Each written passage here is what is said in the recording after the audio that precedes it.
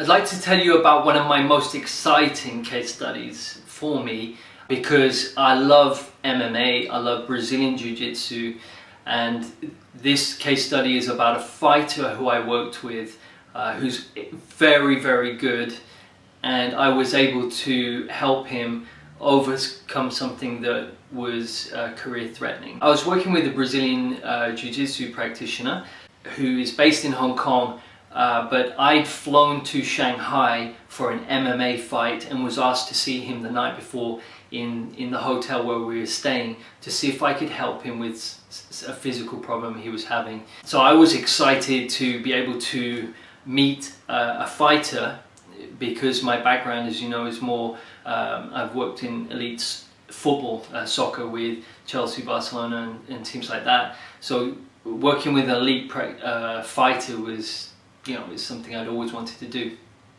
So I met him in his hotel room, and he told me that he was experiencing numbness in his left arm all the way down into his hand, and when he'd lost power, he couldn't punch hard, he was getting a lot of pain, and numbness is of course very worrying. He'd been to see his doctor, who told him that the numbness was coming from a cervical, like a nerve, spinal problem, and the doctor said it could mean his career's over and he should think about retiring.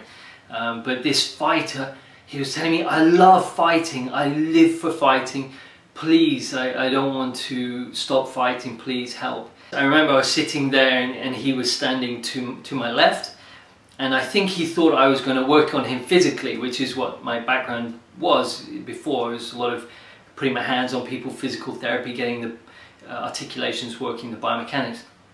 And I didn't move, and I started to ask, now, is it coming from the neck area? Is it like a spinal cord issue? I didn't get any weakness there, which would enable me to go in and work on that. And I got there being some sort of non-physical, emotional thing behind it, and I won't talk about it. I'm not going to go into the more personal stuff, but I looked at it and I went from the primary weakness to the second to the third, and within about 10-15 minutes there was no longer any numbness in his hand or arm, and he felt very strong and a lot of power there. He also told me about he was getting a lot of pain in kind of the neck area as well, and upper back, and I removed that pain, found out what was causing that pain, which was actually a separate thing, cleared it. So very step by step, very logical process of how is it now, how is it now, is it same or different, until we no longer had any more sensations here or in his arm.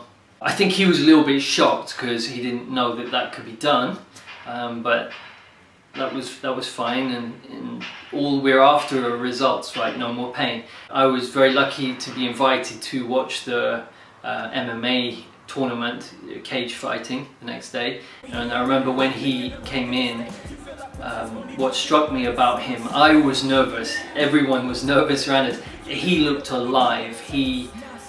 This is his stage, he loves to fight, and of course with respect, he's not using violence, he's using technique. And he jogged in, and I remember seeing his opponent, I was like, wow, he looks big and proper strong and fight. I was getting more and more nervous. And they got into the cage, and the announcer, you can see the video on YouTube. The announcer is doing the big palaver of announcing them. They get down to the start of the fight and they're moving around, and I'm like, oh, even more nervous. And then I remember the guy that I worked on threw a left hook, very short left hook, and it caught him in the face. This was his first punch, and the guy landed on his bum. And he told me afterwards that he was surprised because he hadn't had any power before because of this problem of pain and numbness in his arm, and that this one little jab or hook, sorry, had knocked him onto the ground, and then the fighter then went on and totally dominated him until his opponent gave up, didn't want to continue after the first round, and I didn't blame him because the fighter really bullied him and dominated. I told you about that case study because it's just really exciting for me to be able to go in at the highest level and to be able to make a difference to someone whose passion is the sport that they do, and to see that the little thing that I did made I could actually see it in the octagon, him land on his butt. So a cool little story. I love that one. That one's one I won't forget. And I hope you enjoyed that little case study.